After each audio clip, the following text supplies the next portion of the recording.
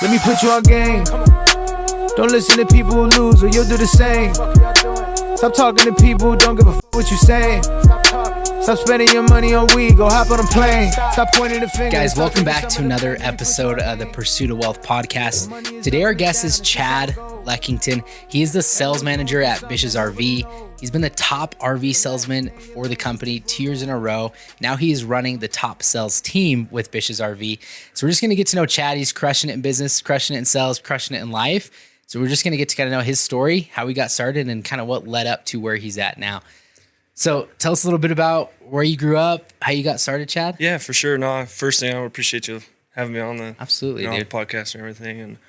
And so I grew up in Shelley, Idaho, so not too far from here. Yeah. Growing up, I played all sorts of sports, played football, basketball, track, all those type of things. Yeah. But yeah, main focus was, playing football. Growing up, that's all I wanted to do since when I was a little kid. Yeah. So my dad played college football. So I was like, I got to follow in his footsteps, that type of thing. So you weren't planning to be a, top RV salesman growing up. Okay. No, not at all. That wasn't even in the cards. Well, what was that vision growing up? Yeah. So growing up, all I wanted to do was play football. Yeah. I wanted to go play college football. So that was my goal. So I think that's what got me to go play college football, is because my mind was so set on that was the end goal. Yeah. So crushed it throughout high school, won state championships, not too well horrible, but it was pretty good, Yeah. And in this area. Yeah. Then come to find out, I go to college, played at Weber State down in Ogden. Yeah. Played quarterback. And when you get there, you come to find out that you're not the alpha in the room anymore. You got 5 other guys you got to compete against. For sure. So that was it was eye-opening to me. And then it brought out the best of me too. How was that? How was that experience going from, Shelley, Idaho, it's a pretty small town area. Mm-hmm. You being the football star there, Yeah. going to that college world where there's athletes from just all over the country. How was that change of environment for you? Honestly, it was really tough because, for 4 years now at Shelley, it was like, you're the man. Yeah. And then you come in and now you're like on the bottom of the totem pole and nobody really looks at you, So you kind of had to like gain respect to your name, you know? And so it was challenging, but at the same time, it was really fun because it's like it brought out the best of me. For sure. All of a sudden I'm doing things that I didn't know I could do or pushing harder than I thought I could push. And so, I think that led to me and being good in sales as well. Yeah. Because, I could push really hard. So and that's what I've noticed, like running a sales team. I look for people that have some kind of like sports background. Mm-hmm. And dude, some of the people I know that are crushing it all played college sports. Like, I played, at a JUCO for soccer in Phoenix, and you went and played at Weber State for football. I look at like one of my buddies in Utah, Michael Perry. He played college football as well. And he's crushing it at sales in the real estate industry. So there's some correlation there between it. I think there's a lot of principles between business and sports, which we'll kind of get into. But so you're out at Weber State playing. How many years did you play there? So this was cool or kind of funny. So I played there for 3 years. Okay. I had a couple more years to play actually, and I think in that time I was like playing, not playing a ton, that type of thing. And I think the last 2 years I could have been like the starter. I think I was about to that point.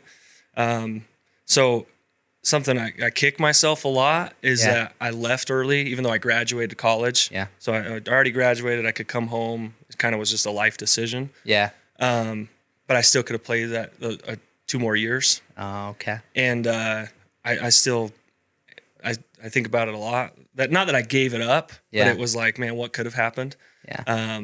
But it was 3 years. It was a great time. Got to meet a ton of good people.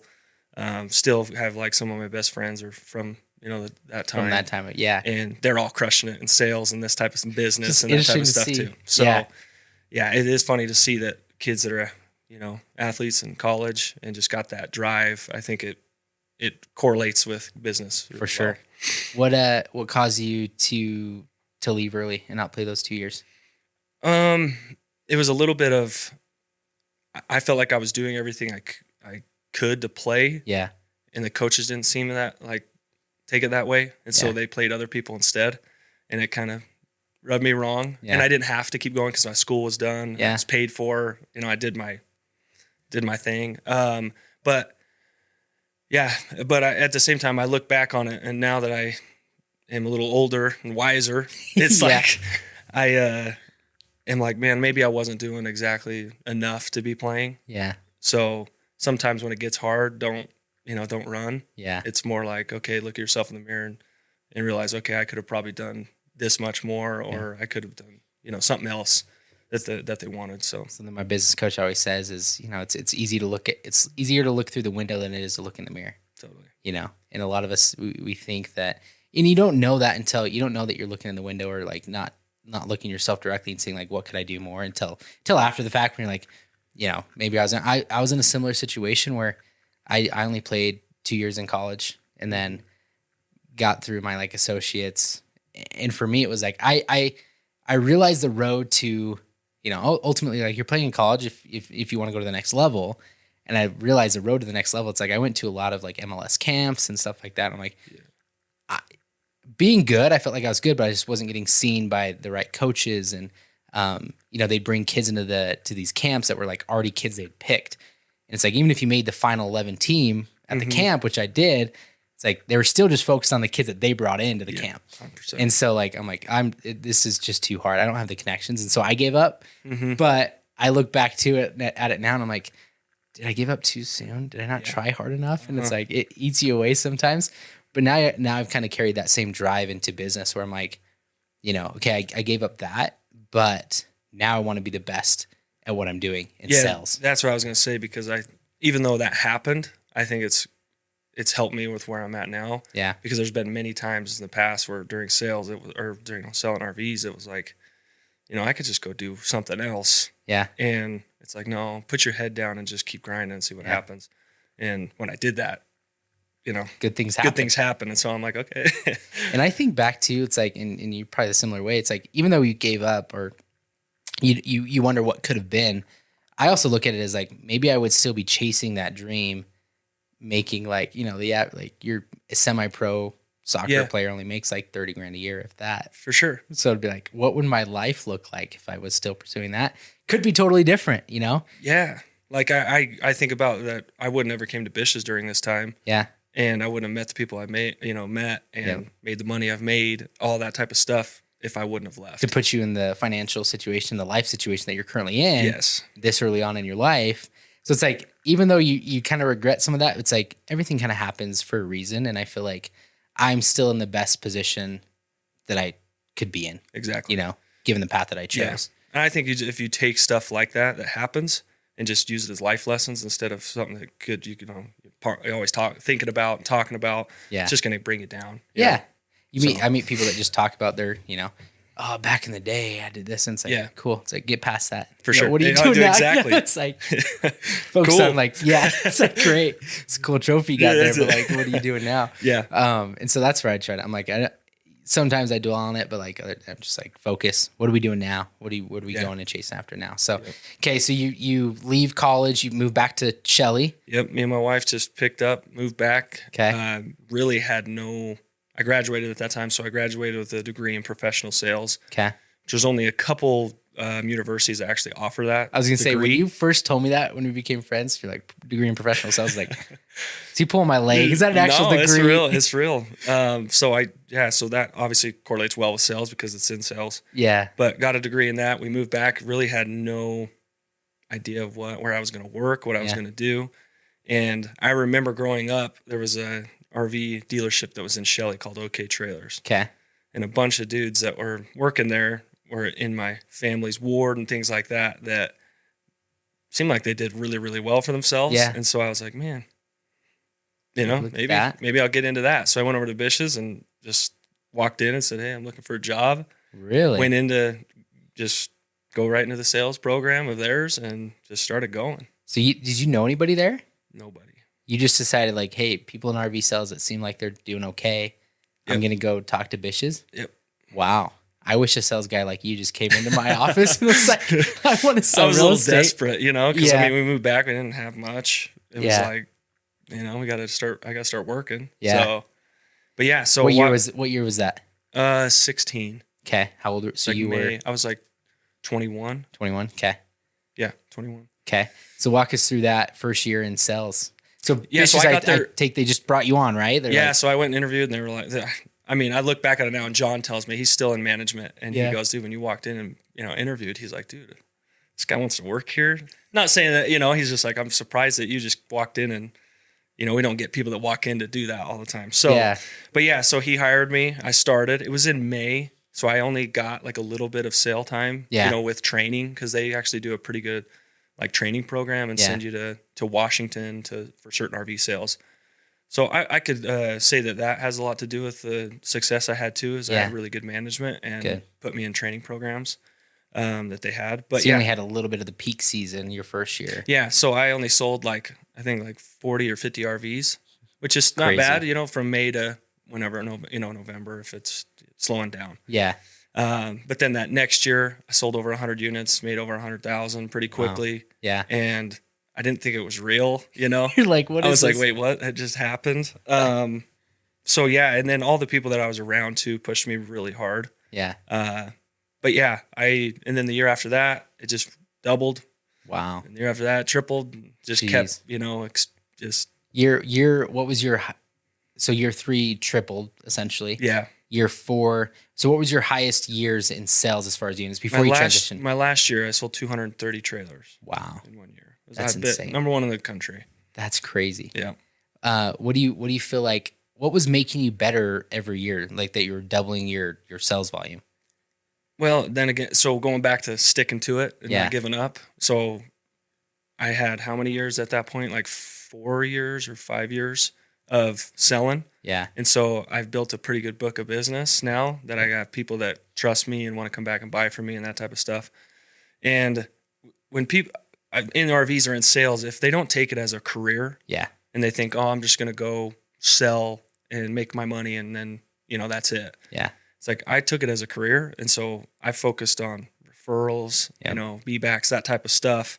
And I just, created a name for myself and people came and bought from me. So I think it was more just like keep to it and grinding and then just building a business to where I could be successful at it. You know what I mean? Yeah, 100%. And this is what I tell my sales guys all the time is like, dude, you got to look at this as a career. Yeah. I know you get into it and everybody gets into any sales job, whether it's door-to-door sales, RV sales, real estate sales. The biggest, I want to make 6 figures. Yeah, cars. Yeah. I want to make 6 figures. It's like, great. And maybe it's they do doable. that. Yeah, it's doable. But like, don't be focused on like what I want to do first year. Mm-hmm. It's like, let's talk about, what's the road to where you want to be in 5 years. Yep. And I look at, and it's so funny that you mentioned this because it's like, in my real estate career, I've looked at it the same way. It's like, yeah, I've been doubling production and setting higher and higher goals. But I look at it, year 4 was my peak year. Mm-hmm. It's like things start clicking. Yes. It's like you've been in the industry for long enough. It's like year 4, you start getting the repeat business, the referral business. Yep. It's like if you've done things right for the first 3-4 years, you get a lot of people that are coming in where you don't have to do a lot of the hard prospecting. Exactly. Because you're starting to get a lot of those repeat and referral clients. Yep. And real estate, I tell most agents don't see it through to year 3 or 4. Yeah. They give up in year 1, 2, or right into year 3. And I'm like, guys, it's right around the corner. It's right there. It is. And we used to call it, living off the door. Yeah. People just sat there and all they lived off was people walking through the door. That's all they could make money from. And there'd be days where I'd have 4 sales, but by the time it was noon. Yeah. And they're like, how did you do that? And I said, well, I followed up with my last, how many people. And then I did get 1 through the door and then I did have a B back. So it all just piled up and I got 4 sales today. That's it. And so it kind of like, it surprised me that they were so surprised that I was getting 4 by noon, or they were surprised that was even a question doable. And I'm like, man. That's what it is. It's and I like it because I'm like, there's so many correlations between both ourselves. I'm like, agents coming to the team, they're like, they want leads from the team, which we give them. Yes. But it's like year 3 or 4 is where you're taking, one walk-in, one lead from the team, plus you have a lead of your own coming back, plus you have a referral that just got sent to you because you treated a client the right way. Yep. It's like all of a sudden you're getting 3 deals just kind of without really trying, Sure. And that's how you're going to consistently do 30, 40 transactions a year. Yep. I say me and my wife will never do less than 50 sales a year, probably because we just have so many. Now we're to the point where we just have people coming in. It's like they'll call, hey, somebody so-and-so referred us to you, want to buy and sell a house. It's like, great. And agents get they're like, how do you always have deals pending? And I'm like, I'm to that point in my career where I've put in the work and I've done things right up to this point where I'm starting to see the benefits from that. Yeah. You can as well. You just got to give it time. You just got to get time to get there. You know, and a lot of people aren't willing to put in that time or stick it out. For sure. And when we were doing our training, when we were doing training was that you would be like, the goal is to be up free, which means you do not take any more people going through the door, eventually. Yeah. And so I don't know if that was ever possible. Like, you're going to still take some new people, but if you had that mindset of building that business to that point, it'd be easy to sell 230. You know? We go to this training in Tacoma, and they would bring all the different sales people from all different dealerships. Yeah. And you'd sit accordingly of how much money you make. Yeah. From the front to the very back. And every year you're like, dude, I'm not sitting in the back. Like, I have to be in the front. So the last year I was in the front, and I was next to a guy that was selling 300 campers a year, just consistently for 10 years. Yeah. And so I talked to him about that, and he goes, dude, I don't take barely any people through the door. Wow. So that was the kind of mindset that I had in it. And I think that's why I got so successful. Now, being in management over the team, it just surprises me so much when we have guys that, get a sale, they come to pick it up, they see him, say goodbye. They didn't do anything a little extra for the customer or put their stamp, so to say, on that, to where they're going to remember him and say, man, that guy went above and beyond. I'm going to send everybody to him. Yeah. They just don't realize that brings maybe 2 or 3 more customers to you, or maybe even more. 100%. So it's hard. We've been training super hard on that, because I want them to realize, like, guys, this is a career. This isn't just like, here, let's make some money and jet and get another job. You 100%. know what I mean? That's what we've tried to beat into our team as well, is like we've developed all these systems to make sure that we are retaining that relationship with the client after the fact. But it's like that extra little thing you put into that transaction either way. Like, that could lead to 2 or 3 more deals. Mm-hmm. And what does that do for your business to get those 2 or 3 deals? It's like, eventually us too, it's like, we don't want you to have to take any team leads or business. We just want you working your sphere and your referral and repeat business. Mm-hmm. That's going to be the business you enjoy the most anyway. For sure. Because those are the clients that already know, like, and trust you. Yep. You don't have to build that trust again.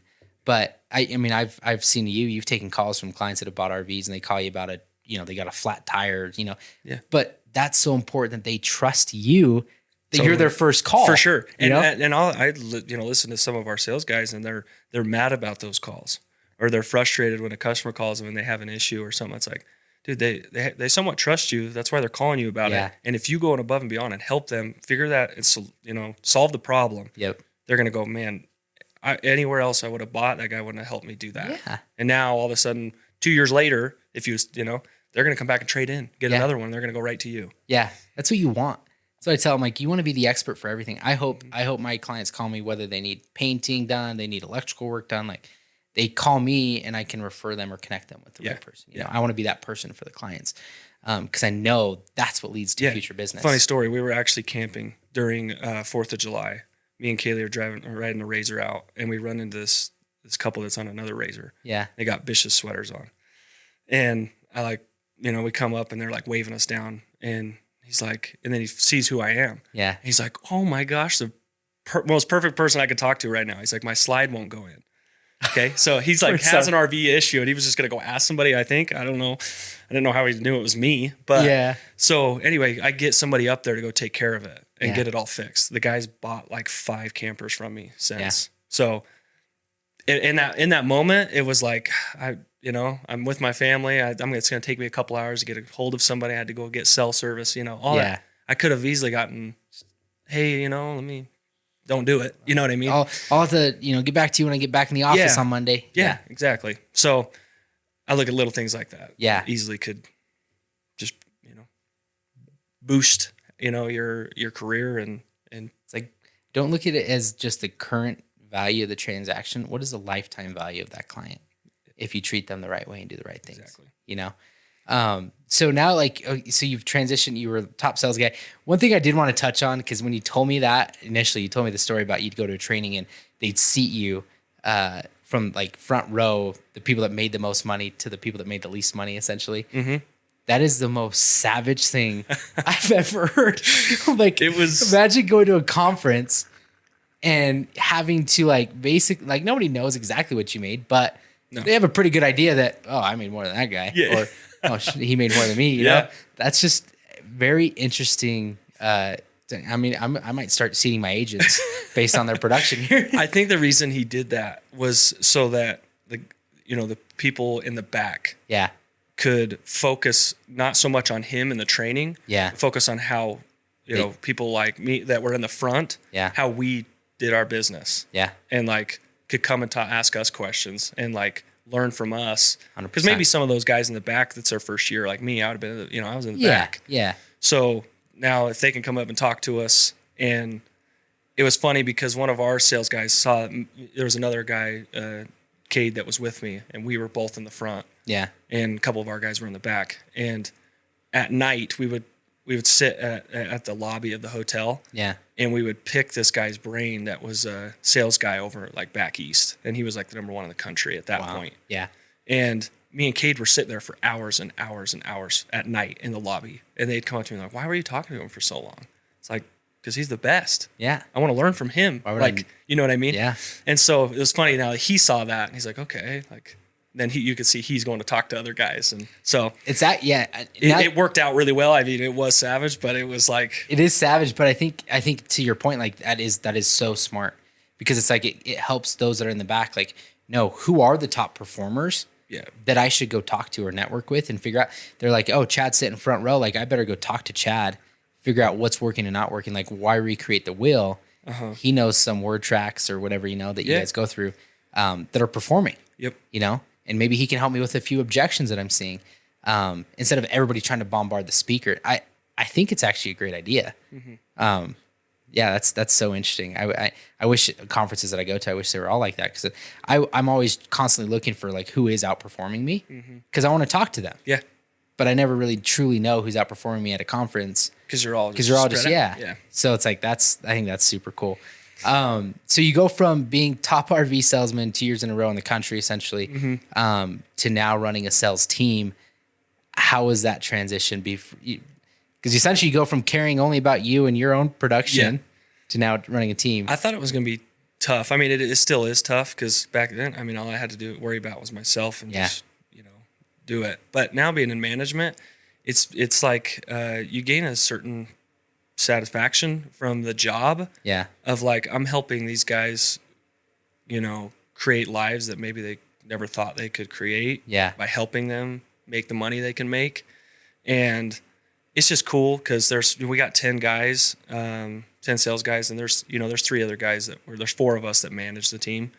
But it's fun to go train them and have them listen to you and like take all your advice, and like, they look up to you. So going to work, it's like, you got to be on your A game every day, because that's who they're looking at every day. So it's I love it, because these guys are doing things they probably thought they never could. Yeah, I'm helping them do that for sure. So it's cool. Yeah, I really enjoy it. Do you ever are there days where you're like, man, I just wish I would go back to just do my own production?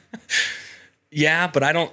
Yeah, but then asking again, for selfish reason. Yeah. No, but then again, it comes back. I look back to where I've stopped in football. Yeah. I could easily go, I'm going to go back and take care of myself. Yeah. But pushing through and realizing, okay, this is my job. This is what I got to get done. Yep. And making them better is my job. So, but there's days like that, but I don't know. You push through them. And that's, and it's like, I'm saying that, in a laughing matter, but there are days where I'm like, man, how much money I can make if I just went and focused on what I'm doing, but you're so like, I know that you'll stay stagnant. By doing that. Yeah, exactly. Like, and I'm not progressing, because truly there's only so much that I, as one individual, can do. I know that the bigger picture is doing what we're doing, and it's harder. Yeah. There's a reason it's harder. Yep. And there's a reason less people do it, is because it is hard.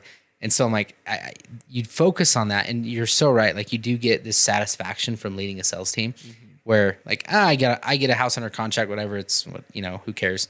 But my sales guys get a house under contract. Now I'm stoked for them, because they you see their life changing. Yeah. We've got people that come on our team that, are newer agents, haven't ever made really any good money, and they're buying Teslas, and, it's like, even though I don't think that's the smartest thing to do, and I advise them not to. But it's so exciting to just see the excitement and joy from them to be where they're at, and see their financial situation change. It's like, that's what I think is super cool. And I love building people up, like showing them what's possible. For sure.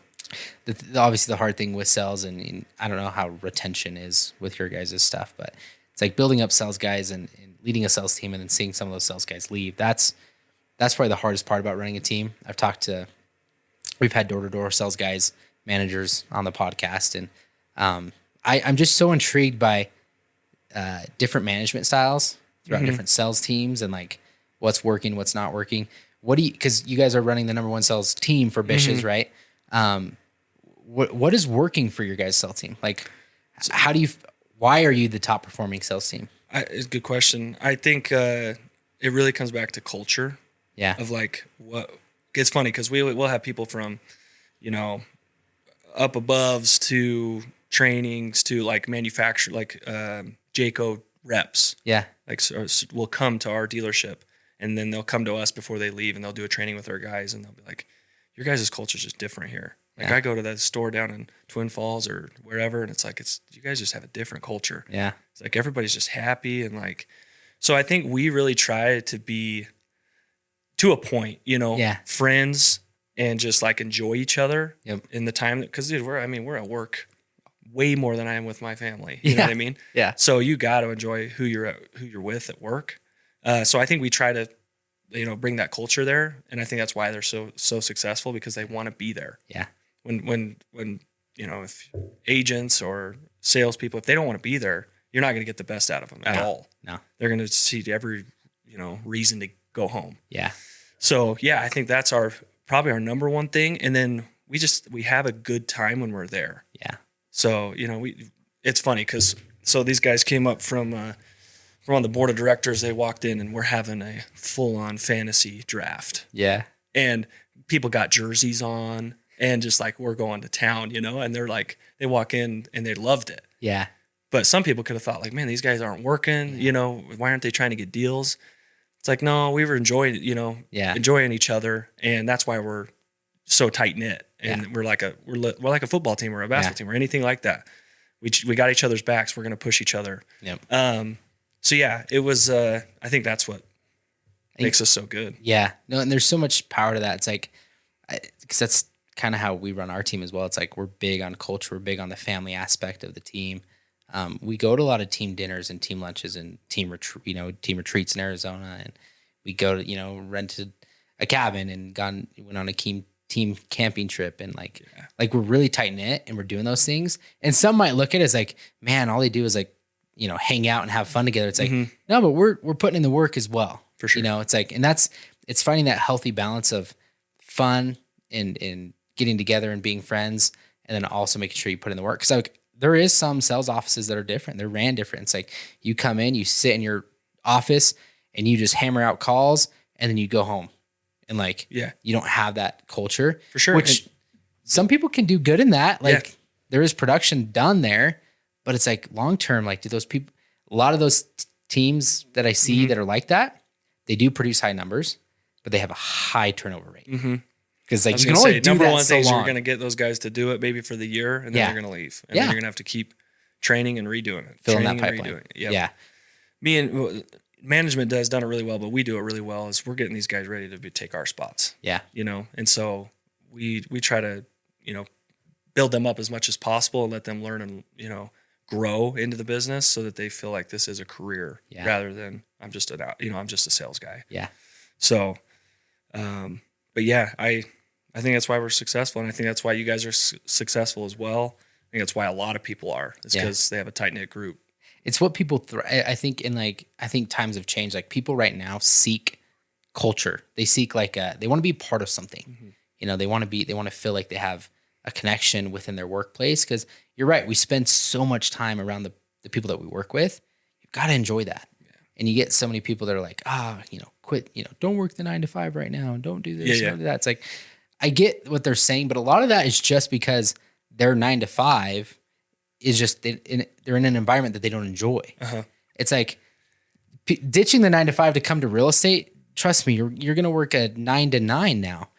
But if you actually enjoy the culture and what you're doing, then yes, you're going to be more productive at it. And I think being in management, when you're talking about that, when I was talking about being on your A game every day, it really is something you have to do. Because if you don't come in with the can-do attitude or like, hey, let's get going, everybody feeds off that. Yep. And then now you get into arguments or you're mad about this, you're mad about that. And now all of a sudden you're like, dude, why am I here? Yeah. You know, it can snowball pretty quickly. Oh, yeah. And so like that's one thing that's pushed me, you know, not worrying about just myself. Yeah. I was like, dude, I got to show up every day with maybe faking it sometimes because I have to. And it's tough, man. Yeah. So yeah, you got to come every day just ready to roll. That's what the sales guys don't see. It's like when you're a, you know, manager or running a company, when you're a leader, you have to be the constant for these guys. And despite sales numbers for the month, despite, you know, if I got deals falling through and people pissed off in a transaction, you still have to be the constant for those guys. Because if you get put down, they're going to feed off of that. And that's what, I mean, initially starting out, that was something that maybe I didn't look at close enough. Because I would, like, when I first started the team, it was like, man, I was getting bogged down with transaction stuff, and I'd be like, oh, this has been a long day. But then your sales guys feed off that. Yeah. It's like, you got to just be like constant. Or like, man, the market's going down. Yeah, you can't. You know, like, oh, crap. And then you bring that into here, and now, you know. Yeah. You got to be on the up and up all the time. Yeah, you have to. It's so important. That's where, like, you know, it's a difference between when you're just a sales guy, you can go through those emotions and you can show it. Because like at the end of the day, it's just you and you. Yeah. But when you're leading a team, you know, you gotta be, you look at like those Navy SEALs, you know, if their leader was scared to go into battle. Yeah. No way. Are they, you know, how are they going to perform? For sure. Yeah. And even if you were scared, you fake it. You have to. Yep. We tell our sales guys that if you had a bad morning or whatever, and you're going to come in with an attitude that's not good, just stay home. Yeah. At that point, you know what I mean? Because it's not going to do anything for you. You're going to get here and you accomplish nothing, and then you're going to drag down everybody else. Yep. So if you're having a bad morning or whatever, stay home, enjoy yourself the time off, and then come back ready to go tomorrow. Yeah. Because and ultimately at the end of the day too, it feeds off on the clients. Yeah. You know, in both of our industries. Like if you're not in the mood, you gotta be in the mood. My client isn't hiring me to be a Debbie Downer and like you know, for sure, be frustrated about something that they have nothing to do with. It's like they hire me to be on my A game, show them houses, negotiate the best deals possible, sell their home, advise them on this. Like that's what they're hiring me for. Whatever's happening outside of that realm has to get put on the back, and I can deal with it or worry about it after the fact. But when you're in, you're in. Yeah, totally. Going back to sports, when you're in the game, you're in the game. For sure. So when you're in the office, you're in the office, you're in the game. Turn out everything that's yeah. It's like coach used to Lights say, are on, let's go. Yeah, as soon as you step foot on that field, I don't care if your girlfriend cheated on you, you're having a bad day, you know, your grades are down, whatever. It's like nothing matters once you cross the line in the field and you're in the game. It's game time. You perform. Yep. The other stuff is going to wait till you get back off the field. For sure. So it's like I think it's the same thing in business. When you're in, you got to be in. Yep. If you want to perform. Yeah, you can't be thinking about other things. Yeah. You know. What's so what do you like to kind of tie this all together? Yeah. Being in sales for the last 7 years, obviously you've probably had a lot of ups and downs. What's like the top 3 things that you want to share with listeners, kind of maybe people that are looking to get into sales, people that are struggling with sales?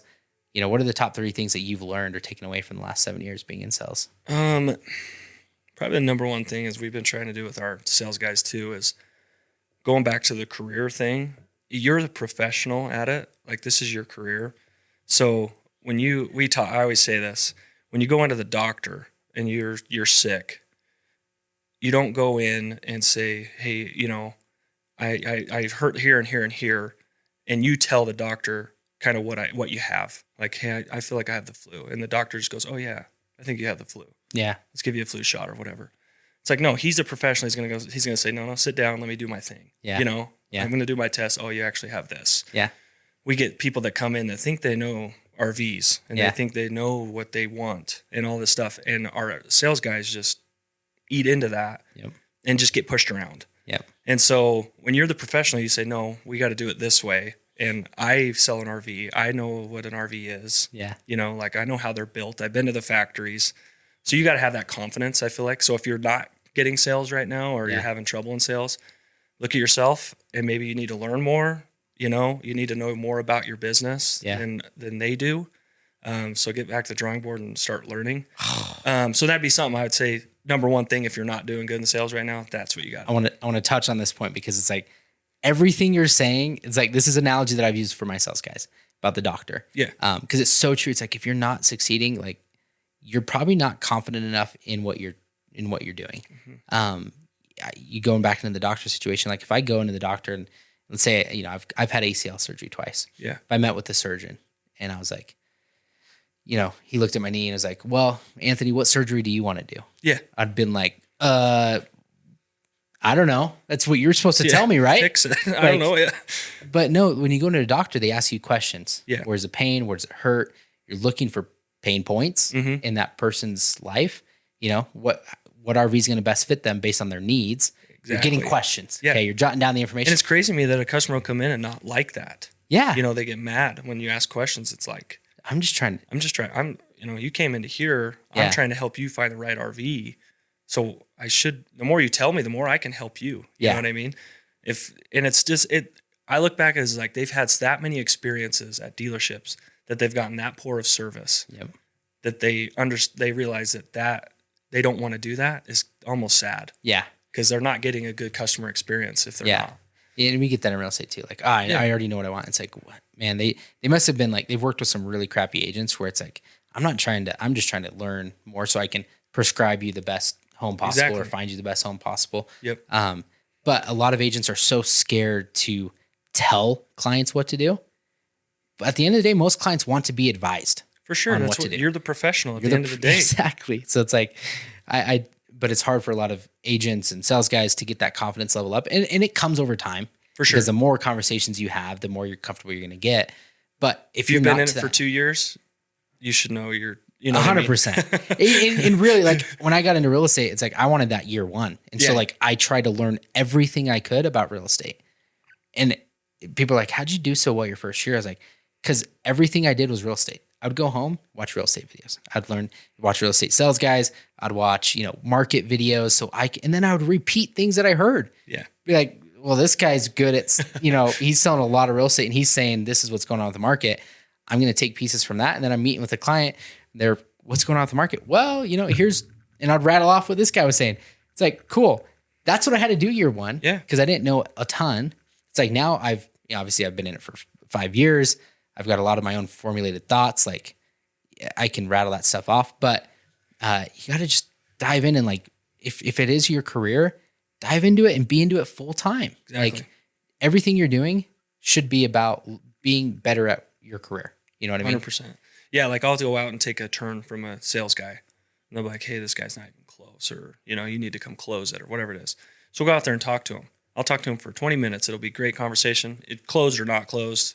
Well, I'll come back and they'll be like, dude, you just like, we're so smooth. They kept saying smooth. And I'm like, I kept telling them like, no, I know my business. It's easy to talk about. You know what I mean? I've done it so many times and I train and work hard to know it. Yep. It's like learning a playbook, in college. It's like you had to know that playbook through and through. Yep. Were you going to go out there and be in the quarterback and get in the huddle and go, let's run this play, and you have no idea what the play is? Yeah. Like, no, you can't fake that. No, you can't.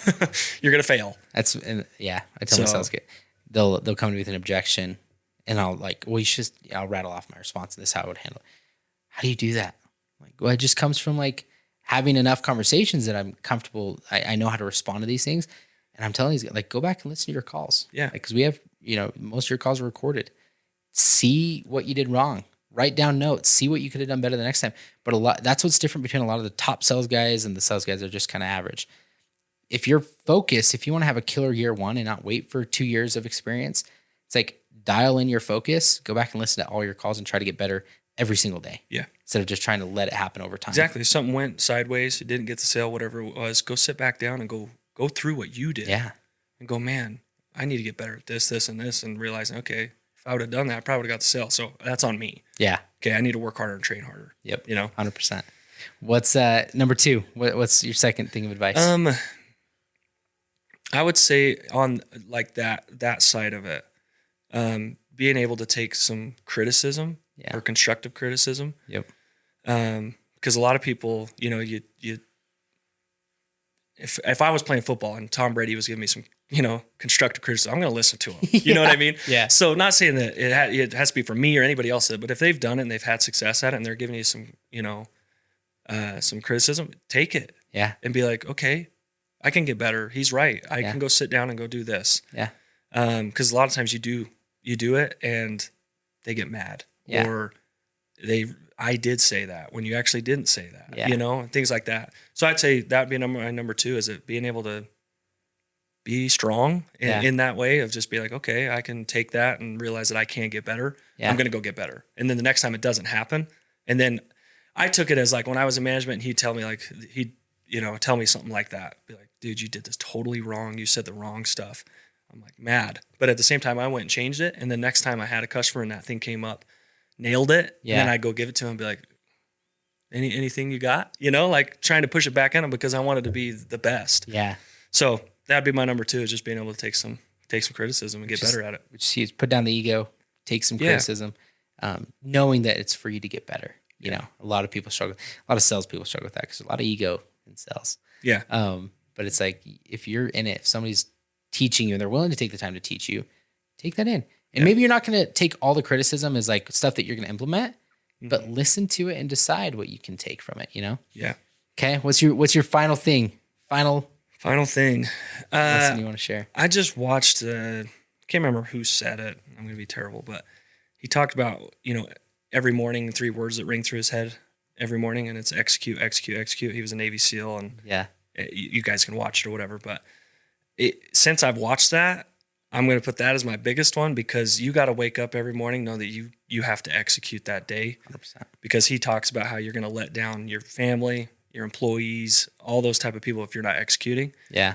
So yeah, I'd say have that mindset. And since I've watched that, literally every morning I wake up, go to the gym, and it rings right. I execute. Like, do your thing today to make it, you know, execute your job. 100%. And so, yeah, I would say that's my biggest one. It's huge. A lot of people forget that that's like the main thing. Despite anything that's going on, like you have to execute. And he talks about, you know, he was a breacher for the Navy SEALs team, I think. And anyway, so he'd be in charge of blowing up the door, the barrier, whatever, for them to rush in and just get after it. Yeah. And he said right before he'd look back and he's like just a dozen green eyes looking at me, because his whole team is just waiting for him to execute. Yep. As soon as he executes, everything's going down.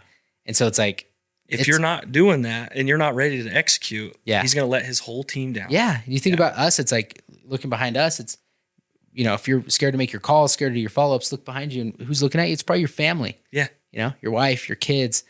They're waiting for you to execute so you can go out and live the life that you want to live. 100%. That just hit me hard too when you just said that, because these sales guys, man, they're talking about money and making money. It's like, dude, give your family and your kids a life that's great and execute. Don't be the guy that's sitting there watching movies or sitting and not, you know, taking it as a career. Execute. If you're gonna be away from the family, be executing on what you need to be there to be able to provide them the life that they deserve since you're gone. Yeah. You know what I mean? 100%. So it's like, so I tell my guy, don't come here and if you're not going to mess around, just go home and be with your family then. Yeah. Like but if you're in the office, hey, you're in the game, it's go time. Yep. You know? So, well, I appreciate you coming on, Chad. Honestly, I appreciate it. I think there's a ton of great info that people are going to be able to gather from that. I'm watching you crush it is driven me to want to push new levels. And I think you're doing killer things at Bishes, running a killer sales team. If you guys want to connect with Chad, Mr. Leckington, Leck on Instagram and stuff, hit him up. Go buy it. If you're in the market for an RV, this guy is the #1 RV salesman. So go see him. He'll take good care of you. He's #1 because he takes care of his clients, not because he's just a good salesman. So definitely hit up Leck and go check out Bishes RV if you guys are in the market for a trailer. So appreciate you, buddy. Yep, thank you. Don't listen to people who lose or you'll do the same. Stop talking to people who don't give a what you saying. Stop spending your money on weed, go hop on a plane. Stop pointing the finger and start taking some of the blame. Let me put you on game. Control your emotions, most of the time it's really not worth it. Don't be ashamed and beat yourself up for not being perfect.